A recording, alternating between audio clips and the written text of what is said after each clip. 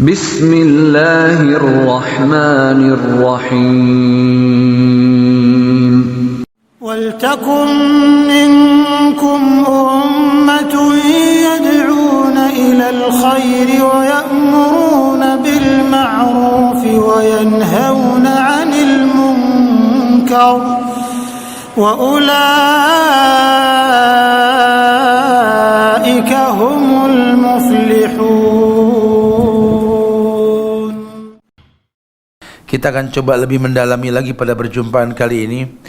Kemarin sempat disampaikan bahwa orang-orang yang terpilih ini orang-orang yang betul-betul mengerti bahwa hidup ini bukan masyi'nah, tapi hidup ini masya Allah.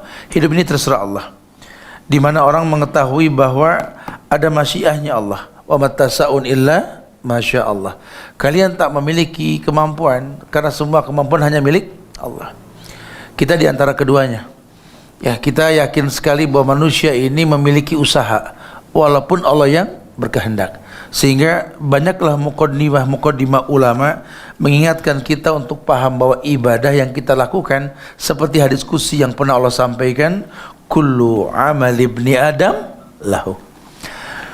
Kullu amal ibni adam lahu. Bahwa setiap ibadah anak Adam ini kembali pada si pelakunya.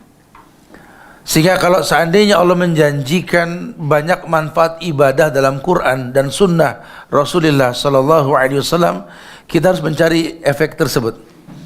Ada sebuah riwayat ketika Rasul bersabda, Innallaha yuhibbu ayyara asra ni'mati ala abdi. Bahwa Allah sangat menyukai melihat bekas-bekas nikmat dalam diri seorang hamba. Sehingga yang Allah inginkan nikmat itu menjadi sebuah bagian kebaikan yang dilakukan. Allah ciptakan manusia menjadi rijal. Allah ar-rijalu qawwamuna 'ala nisa.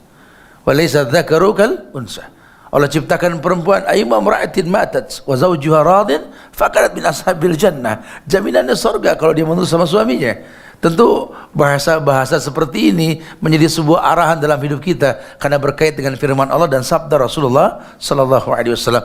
Pun dibahas kemarin tentang 6 hal yang perlu menjadi muqaddimah ibadah yang kita lakukan agar ibadah itu memiliki bekas. Sekedar mengingatkan, kemarin kita sempat bahas yang pertama apa? Al-musyaratah. Apa ini al-musyaratah? Adanya ikatan kuat antara diri hamba dengan Tuhannya. Janganlah kau beribadah kepada Tuhan yang tak kau kenal. Allahu Akbar. Dia tidak tahu siapa Allah. Padahal Allah mengatakan walillahi asmaul husna fad'uhu biha. Allah punya nama-nama yang sempurna, minta dengan nama tersebut. Berapa banyak orang yang salat, orang yang beribadah setahun, 5 tahun, 10 tahun, bahkan 40 tahun dia beribadah, dia tidak menghafal nama Tuhannya. Khawatir sekali ibadah cuma sekedar gugur kewajiban. Padahal Allah katakan inna sholata tanha anil fahsya wal munkar. Salat ini mencegah perbuatan keji dan munkar. Karena kau tak kenal ke siapa kau solat, solat cuma gugur kewajiban. Lihatlah yang solat pasang bom bunuh diri. Lihatlah yang solat mencaci maki pemerintah, menghalalkan demonstrasi. Lihatlah mereka yang solat, mereka tidak bergaul dengan manusia eksklusif. Lihatlah mereka yang solat Allahu Akbar, bahkan sama mertua pun tak cakap, tak bicara. Lihat. Katanya solat, mana bekas solatnya? Katanya solat tanha anil fahsya wal munkar. Ini yang mesti dikritisi. Ternyata banyak orang solat cuma sekedar gugur kewajiban. Maka indahnya dakwah Rasulullah sallallahu alaihi wasallam ketika diperintahkan kepada saat Mu'adz bin Jabal, ketika diperintahkan berdakwah ke negeri Yaman. Innaka ta'ti qauman min ahlil kitab falyakun awwala ma tad'uhu syahadatu an la ilaha illallah wa inhum ata'uka lidzalik fa'alimhum bi anallahu aftaradu alaihim khamsus salawat. Baru perintah solat setelah sampainya perintah syahadat. Maka ulama sering sekali menekankan dalam kitabnya ini tentang usul salasa, 3 landasan pokok dalam beragama. Bukan cuma tulisan ulama, ini uslubnya ulama untuk mendapatkan manfaat solat. Kenalilah Allah dengan benar, kenalilah Nabi Muhammad dengan benar, kenalilah Islam dengan cara yang benar. Kalau usul ini 3 kau pegang, dasar sudah kau pegang, kesananya mudah nanti. Karena semua solat memiliki bekas, semua ibadah memiliki bekas. Syahadat yang kau ucapkan, asyhadu an la ilaha illallah wa asyhadu anna Muhammadan Rasulullah. Wallahi, Nabi mengatakan, fa inna dima'ahum wa amwalahum wa a'radahum haramun alaikum illa bihaqqil Islam. Orang kalau sudah bersyahadat, fa inna dima'ahum, darahnya tidak boleh ditumpahkan. Wa amwalahum, hartanya tidak boleh dikorupsi, dijarah tidak boleh. Wa a'radahum, bahkan kehormatannya pun tak boleh diinjak-injak. Dia sudah bersyahadat, dia muslim. Salat yang dia lakukan jelas bekas tanha 'anil fahsya wal munkar. Puasa yang dia lakukan la'allakum tattaqun. Zakat yang dia keluarkan, ma anfaqtum min syai'in fa huwa yukhlifuh. Ma naqasat shadaqatu min malin unfik alik. Umrah haji yang dia lakukan, laisa lahul jazaa ilal jannah. Semua ibadah memiliki bekas. Nikah aghadhu lil basar wa ahsan lil farj, dan banyak lainnya. Nah, kita pengen itu seperti sabda Nabi tadi, innallaha yuhibbu ayyara ni'matahu ala abdi. Allah sangat suka melihat bekas nikmat dalam diri seorang hamba. Disuruh kemarin al-musyaratah. Yang kedua, al-muraqabah, yakni ada usaha untuk mendekatkan diri ke Allah. Karena memang dia tahu bahwa hidup ini untuk ibadah, maka dia usahakan bagaimana caranya ini muraqabah. Dia jadikan ibadah sebagai bentuk taqarrub ilallah. Dia ibadah, dia sholat dalam rangka bersyukur kepada Allah. Rihlahnya dia itu sholat. Apa kata Nabi kepada Bilal? Ya Bilal, arihna bis sholah. Ya Bilal, arihna bis sholah. Hei Bilal, istirahatkan kami dengan sholat ya Bilal. Macam kan istirahat? Ya, ini kita relaksasi dengan sholat. Allahu Akbar, Allahu Akbar, Sami Allahu liman hamidah, Allahu Akbar, Allahu Akbar, Allahu Akbar, Subhanallah. Ada kenikmatan orang yang sholat betul-betul mendapatkan tumakninah. Maka sholat mendapatkan efek tanha 'anil fahsya wal munkar. Kalau betul dia muraqabah. Semua ibadah muraqabah betul. Kenapa? Dikhususkan hanya untuk Allah pun disampaikan kemarin, qul innas salati wa nusuki wa mahyaya wa mamati lillahi rabbil alamin. Katakan ya Muhammad, sesungguhnya salatku, sembelihanku, hidupku secara umum, matiku secara khusus lillah, hanya untuk Allah. Bahkan di akhir dikatakan wala tamutunna illa wa antum muslimun. Jangan sampai kalian diwafatkan kecuali dalam keadaan Islam. Islam yang mana? Islam yang dibawa Rasulullah sallallahu alaihi wasallam. Islam tanpa embel-embel. Anda mau berorganisasi urusan Anda lah, tapi jangan organisasikan Islam. Karena rekomendasi Allah itu innad dina indallahil Islam. Dikasih embel-embel, kata Allah, wa may yabtaghi ghaira islami dina fala yuqbala minhu. Wa may yabtaghi ghaira islami dina fala yuqbala minhu wa huwa fil akhirati minal khasirin. Di akhirat rugi karena berislam tidak seperti yang dicontohkan Rasul. Ini yang dikatakan sama Nabi kepada Huzaifah ibn al-Yaman, walakin fihi dukhan. Di akhir masa nanti Islam itu ada awan, ada kabut. Walakin fihi dukhan. Wa ma dukhanhu ya Rasulullah? Apa asap itu, dukhan itu ya Rasulullah? Qaumun yastanuna bi ghairi sunnati wa yahduna bi ghairi hadi ta'rifu minhum wa tunkir.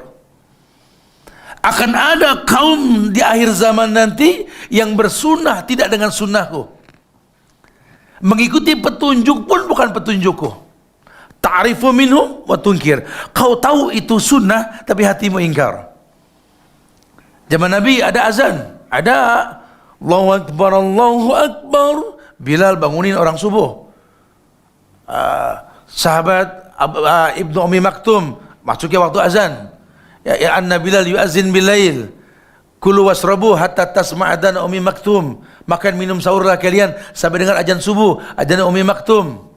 Ini menandakan azan untuk solat. Nanti ada masa di mana orang azan untuk mayit. Nanti ada masa di mana orang azan untuk ke embarkasi haji dan lainnya. Kayaknya saya pernah tahu ini azan, tapi kok nggak sama dengan zaman Rasul. Ta'rifu minhum wa tunkir. Hatimu ingkar. Dulu zaman Rasul ada orang baca Quran, ada, walaupun Quran belum dibukukan. Cuma dulu idza quriyal Quran fastami'u lahu. Kalau Quran dibacakan diam dan dengarkan. Satu baca yang lain dengar. Ada masa nanti orang baca semua Quran, tidak ada yang dengar. Semua baca. Ada masa nanti. Yastanuna bighairi sunnati, terjadi. Dan itu terjadi. Shadaqa Rasulullah sallallahu alaihi wasallam li'annahu shadiqul masduq. Muraqqabah. Yang ketiga, al-mujahadah. Al-mujahadah bukti taqarrub.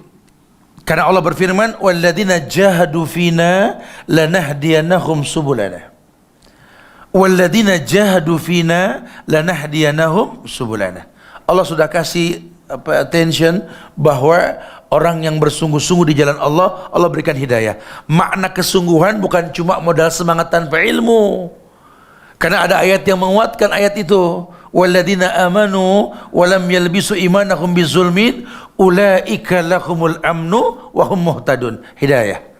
Walladzina jahadu fina lanahdiyanahum subulana. Hidayah yang mana? Hidayah yang walladzina amanu wa lam yalbisu imanahum bizulmin ulaika lahumul amnu wa hum muhtadun.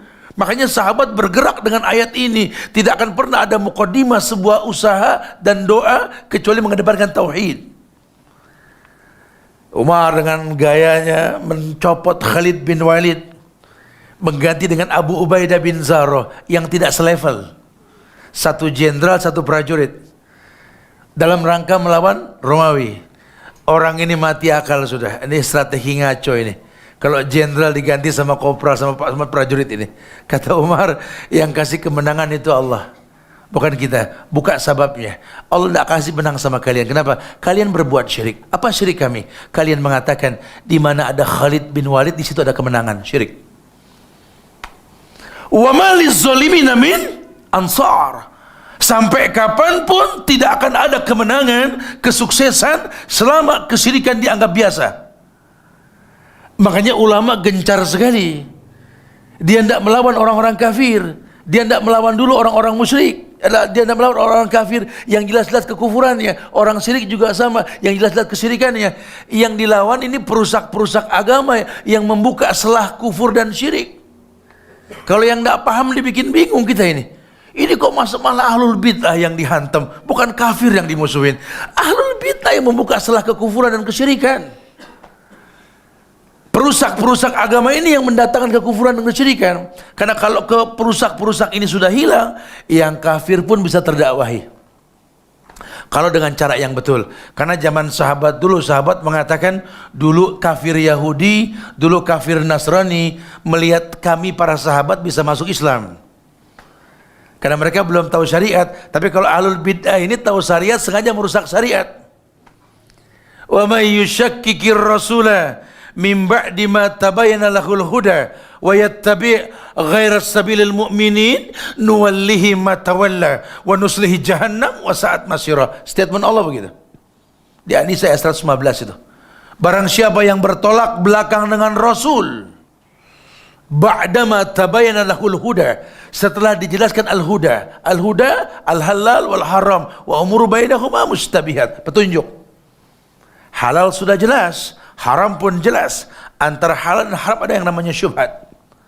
Faman ittaqa syubhat faqad istabra li dinihi wa irdih. Orang yang menjauhkan syubhat menjaga agama dan kehormatannya. Sudah tahu halal, sudah tahu haram, syubhat pun dia sudah paham. Wa yattabi' ghaira sabilil mu'minin. Malah dia pakai cara yang orang-orang kafir lakukan, yang orang beriman enggak melakukannya. Allah katakan nuwallihi ma tawalla, kupalingkan dia sejauh mungkin. Lihat istidraj. Nabi pun mengatakan, idza ra'aitallah yu'til 'abda minad dunya ma yuhibbu wa huwa muqimun 'ala ma'asihi fadzalikal istidraj. Kata Rasul, makanya nanti kalau kamu melihat ada Allah memberikan nikmat pada seseorang sementara dia pelaku maksiat dan istiqomah di atas kemaksiatannya, fadzalikal istidraj. Itulah istidraj. Jangan terkecoh. Jangan kita masuk ke dalam sistem yang salah. Aduh Ustaz, hari gini Ustaz, kita kalau nggak pakai bank konvensional nggak bisa lah hidup Ustaz. Haruslah makan riba Ustaz. Ya resikonya memang kita takbir, Allahu Akbar, di dompet kita ini ada ATM riba. Kau cumbu Allah dengan isti'anah, wasta'inu bisabri wassalah, tapi kau katakan perang dengan riba, betul? Kau perang melawan Allah. Aneh bin ajaib ini, Masya Allah. Seperti orang yang mengatakan a'udzubillahi minasyaitonir rajim, a'udzubillahi samil alim, tapi yang terjadi berbuat mubazir. Innal mubazirina kanu ikhwana syayatin. Di satu sisi kau berlindung kepada Allah dari godaan setan yang terkutuk, di sisi lain kau gandeng setan, yuk berteman dengan aku. Ini kan aneh sekali. Ketika kau tak rasakan keindahan dalam hidupmu, dalam ibadah yang kau lakukan, kau komplain sama Tuhan. Ya Allah, hamba sudah sholat, ya Allah, hamba sudah berzikir, ya Allah, mana tak kau rasakan jawaban dari kau ya Allah. Terjadi. Akhirnya apa? Akhirnya istijal. Apa istijal? Yaqulul abdu qad da'autu falam ara yastajibu li. Akhirnya dia berlaku salah. Dia katakan sama Allah, qad da'autu, aku telah berdoa, tapi tak kulihat jawabannya. Itu istijal dan itu haram dalam Islam. Tayyib. Kemudian yang keempat, kemarin sempat disampaikan at-taslim, betul? Antum yang belum catat silakan at-taslim. At-taslim itu artinya ketundukan dan kepatuhan. Udkhulu fis silmi kafah. Ya, suruh masuk Islam secara menyeluruh. At-taslim ada ketundukan dan kepatuhan. Jangan sampai orang yang bersungguh-sungguh ini ya tidak memahami bahwa kesungguhan itu ada kepatuhan dalam Islam. Di surat Al-Ahzab ayat 36 kemarin saya sampaikan kalau nggak salah ya. Wa ma kana lil mu'minin wala mu'minatin idza qadallahu wa rasuluhu amran ayakuna lahumul khiyaratu min amrihim.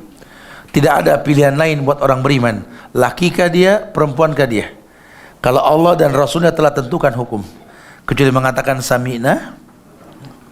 Bicara nanti antum belum mampu menegakkan syariat, jangan jadi hakim buat hukum atau menyangka ya kalau menurut saya sih hukum ini, kalau menurut saya, siapa saya?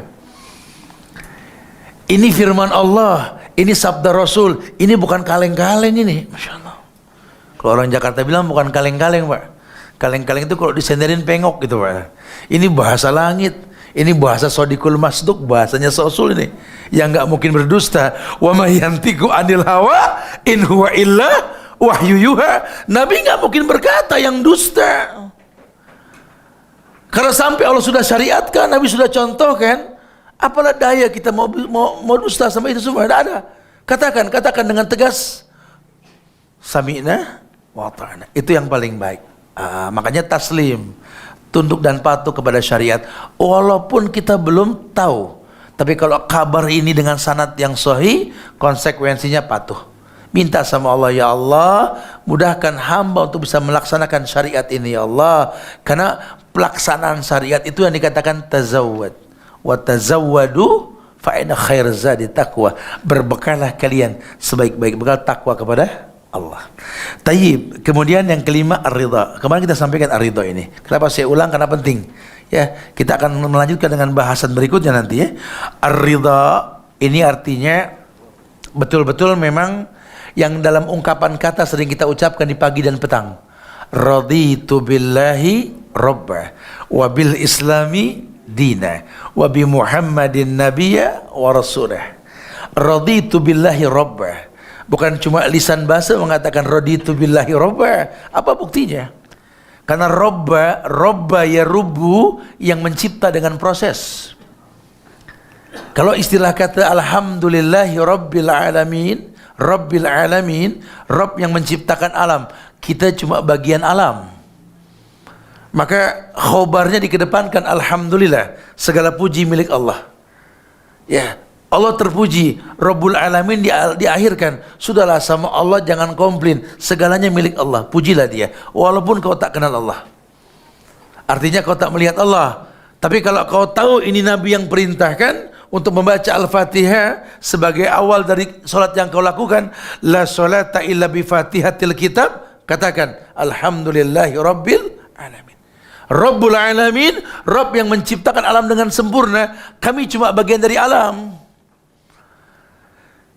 Pikir punya pikir, seonggok daging yang merah yang dilahirkan, tak bisa apa-apa, cuma menangis. Ketika dewasa punya segalanya. Apa namanya kalau bukan titipan? Ketika mati nanti apa yang dia bawa? Cuma 3 lembar kain kafan buat laki-laki, 5 lembar buat wanita. Lihat. Ketika mayit sudah dipanggil oleh Allah, ya ayat Tuhan nafsul mutmainnah.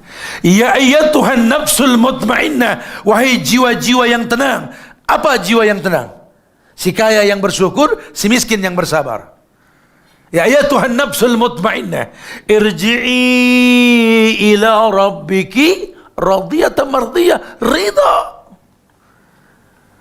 Kembalilah ke Rabb kalian dalam kondisi ridha dan diridai. Syukran. Fadkhuli fi ibadi wadkhuli jannati, maka masuklah golongan hamba-hambaku, masuklah surgaku. Masya Allah. Jadi betul-betul diaplikasikan ridho dalam kehidupannya ini dengan ilmu yang dikedepankan tentunya. Baru kemudian yang terakhir itminan. Kita sudah bahas tadi. Ya kalau caranya betul, maka ibadah ini ya muqaddimahnya ketenangan. Nah, orang-orang yang terpilih adalah orang-orang yang betul-betul mendapatkan kemuliaan. Ketika ada ayat yang mengatakan kuntum khaira ummatin ukhrijat linnas. Kuntum khaira ummatin ukhrijat linnas. Sekalian sebaik-baik manusia yang ukhrijat. Ukhrijat Ibnu Katsir mentafsirkannya adalah azharo. Azharo linnas. Ini bukan ayat khuruj. Bebas Anda keluar berdakwah tanpa ilmu. Ya, kalau sudah berilmu silakan. Ya, ada perintah untuk ud'u ila sabil rabbika bil hikmah. Ada perintah. Kalau kalian belum berilmu jangan. Orang baru hijrah bukan dakwah, belajar. Ini banyak orang baru hijrah suruh dakwah, kacau. Dia ajak orang sholat. Ketika kita tanya kenapa mesti sholat, dia bingung. Sholatlah, jangan seperti saya. Saya dulu mantan preman, tidak sholat. Saya akan sholat sekarang. Oke, saya sholat. Cuma saya tanya dulu, kau sholat ke siapa? Ke Allah. Siapa Allah? Ya, siapa Allah? Ya Allah. Masya Allah. Kenapa Allah itu alif lam lam ha? Ada tulis Arab itu alif lam lam ha. Itu bahasa Arab. Zaman Ibrahim tidak ada itu. Itu perapian harokahnya zaman Utsman. Dulu tidak ada alif lam lam ha. Kenapa alif lam lam ha? Itu bahasa Arab. Allah bukan itu tulisan. Karena Ibnu Katsir mengatakan alif lam lam ha itu ilah wa walah. Allah sijil, sinju wa jillu. Ada dalam bahasa Arab seperti itu. Allah ilah wa walah. Ilah yang diibadahi dengan benar. Wa walah tidak ada kata cukup dalam beribadah kepadanya. Allah zat yang diibadahi dengan benar dan tak ada kata cukup dalam beribadah kepadanya. Sehingga ketika kita menerjemahkan la ilaha illallah, ulama mengatakan ada 2 rukun, nafi wal isbat. La ilaha nafi, hapus ilah. Illallah, tetapkan hanya Allah. Maka terjemahan la ilaha illallah, la ma'buda bihaqqin illallah. Betul-betul dia matengin. Oh, berarti kalau saya mau ngaku hamba Allah, saya harus hapus dulu Tuhan selain Allah. Tetapkan hanya Allah. Sehingga kalaupun dia bertauhid, betul-betul kul huwallahu ahad, isma'na ahad, liwahidallah, la syai'un ba'dal ahad. Ada yang bertanya dulu, Ustaz, kenapa kul huwallahu ahad, bukan kul huwallahu wahid? Kepada Syekh Ali Hasan bin Ali Abdul Hamid Al-Halabi ini, Syekh mengatakan, li'ana la syai'un ba'dal ahad, walakin ba'dal wahid, isnain, salasa, dan seterusnya. Artinya, liwahidallah, waliwahidin kun wahidan. Begitu bahasa Ibnu Qayyim dalam Ad-Dawa, waliwahidin kun wahidan. Untuk Allah yang satu, esakan dia. Silakan semua manusia mengatakan Allahus Samad. Allah tempat meminta, tempat bergantung. Tapi itu ayat yang kedua. Ayat pertamanya apa? Qul huwallahu ahad. Esakan Allah baru kau minta. Jangan tak kenal Allah kau minta sama Allah. Kalaupun diijabah, kau yang merasa diijabah. Allah tidak pernah mengijabah. Ya, saya sampaikan kemarin surat Al-Fajr ayat 15-16. Mereka mengatakan, fa'amal insanu idza mabtalahu rabbu fa'akramahu wa na'amahu fayaqulu rabbi akraman. Dia merasa mulia saat dimuliakan. Tapi wa amal insanu idza mabtalahu rabbu faqaddara 'alaihi rizqahu fayaqulu rabbi ahanan. Dia merasa hina ketika dihinakan. Jadi agama pakai perasaan. Ini kan bahaya. Agama pakai perasaan. Perasaan sih Allah lagi seneng sama saya, Tat. Perasaan. Kayaknya Allah nggak demen sama Anas, Tat. Kok tahu? Feeling, Masya Allah. Loh, kok agama pakai perasaan gimana sih? Kamu nggak merasakan getah dalam hatimu? Idza quri'al Qur'an fastami'u lahu. Kalau dibacakan Quran, dengar coba. Wajilat qulubuhum, tambah gak tuh hatinya, bergetar gak hatinya? Wa idza tuliyat alaihim ayatuhu zadathu imanan. Coba. Kalau Allah disebut namanya Allahu Akbar, Allahu Akbar, kira-kira hati apa? Wajilat qulubuhum gak? Coba ukur kita. Kalau kita Allah disebut kita nggak bergetar, hati kita ada masalah berarti. Ada masalah. Ada yang menyibukkan diri kita sampai nggak membuat getar terasa di hati kita. Masya Allah. Ya. Itu sudah kita bahas kemarin. وَلْتَكُنْ مِنْكُمْ أُمَّةٌ يَدْعُونَ إِلَى الْخَيْرِ وَيَأْمُرُونَ بِالْمَعْرُوفِ وَيَنْهَوْنَ عَنِ الْمُنْكَرِ وَأُولَئِكَ